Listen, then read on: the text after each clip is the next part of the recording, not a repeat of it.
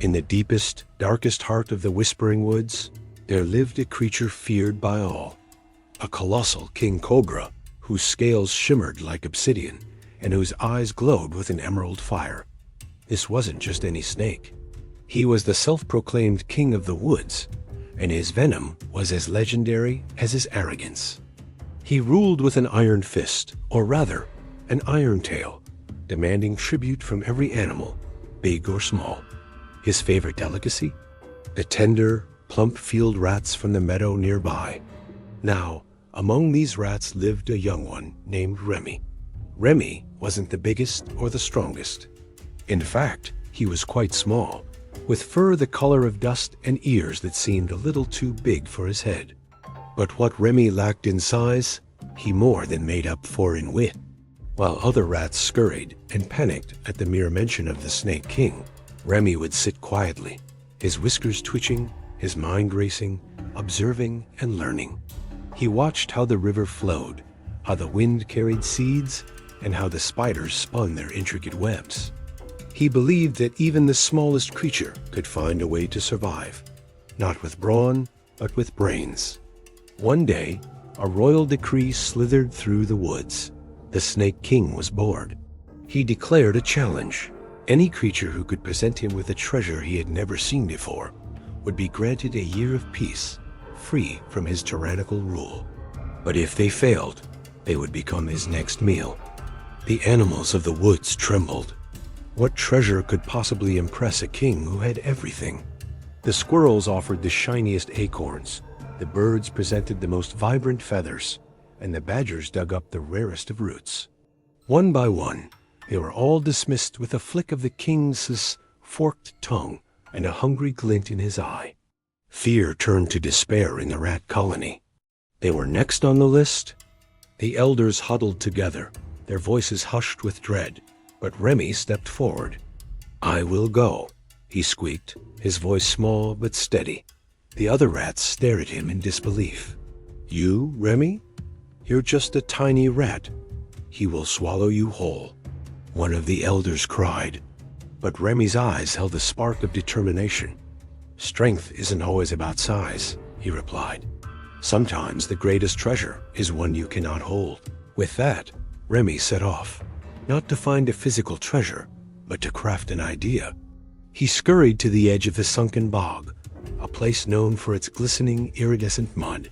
He rolled in it until his dusty fur was caked in the shimmering, rainbow-colored clay.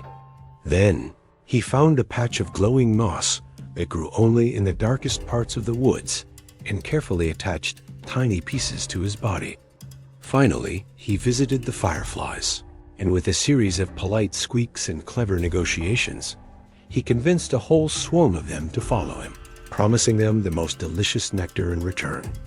As dusk fell, Remy, now a walking, shimmering, glowing spectacle, made his way to the Snake King's lair. The king was coiled on his rock throne, looking smug after a day of rejecting pathetic offerings. When he saw Remy, he let out a low hiss of amusement. "And what have we here? A mud-caked rat with delusions of grandeur. Have you come to offer yourself as my appetizer?" Remy bowed low. "Oh, mighty king of the woods," he began, his voice echoing slightly in the cave. "I have not brought you a treasure that can be held. I have brought you a treasure that must be seen." As he spoke, the swarm of fireflies he had brought with him began to dance and swirl around the cave. Their light caught the iridescent mud on Remy's coat, casting moving, shimmering patterns across the dark walls. The glowing moss pulsed with a soft, ethereal light, adding to the magical display. The cave, once dark and menacing, was transformed into a celestial wonderland.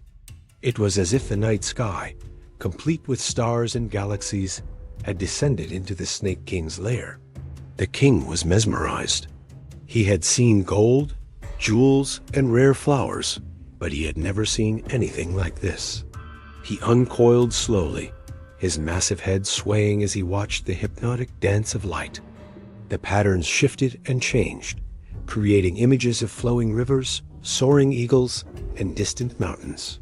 It was a living, breathing work of art. What is this magic? The Snake King hissed, his voice losing its usual arrogance, replaced by a tone of genuine awe. "It is not magic, Your Majesty," Remy replied calmly, as the fireflies continued their silent ballet. "It is the beauty of the woods, brought to life by its smallest inhabitants. It is a treasure of light and imagination, a treasure you can see every night, but have never truly looked at." For a long time, the Snake King was silent. He watched the light show, his emerald eyes reflecting the 1,000 tiny points of light.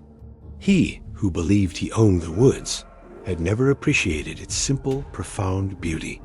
He had been so focused on power and control that he had become blind to the wonders around him. The rat hadn't brought him an object. He had brought him a new perspective. Finally, the king lowered his head, a gesture of respect he had never shown to any creature before. "You are small, rat," he said, his voice a low rumble, "but your mind is vast. You have shown me a treasure I did not know existed. I will honor my promise." He turned to the other animals who had gathered nervously at the cave entrance. "For 1 year, no creature in this wood will fear me. You have earned your peace, thanks to this clever rat." A cheer erupted from the animals. The Snake King, true to his word, retreated into his cave, not as a tyrant, but as a silent observer, often seen at night, watching the dance of the fireflies with a newfound wonder. Remy returned to his colony, not just as a survivor, but as a hero. He hadn't used claws or teeth. He had used his intelligence, his courage, and his ability to see the world differently. He taught everyone that day a valuable lesson, that true power doesn't come from being the biggest or the strongest. It comes from the mind, from creativity, and from the courage to challenge the way things are. And so, the small, dusty rat with the big ears became a legend, a testament to the fact that even in the face of overwhelming odds, a clever mind is the greatest weapon of all. Thanks for watching our story today. If you enjoyed this tale of wit and courage, don't forget to hit that like button and subscribe for more amazing stories. We'd love to hear your thoughts in the comments below. See you next time.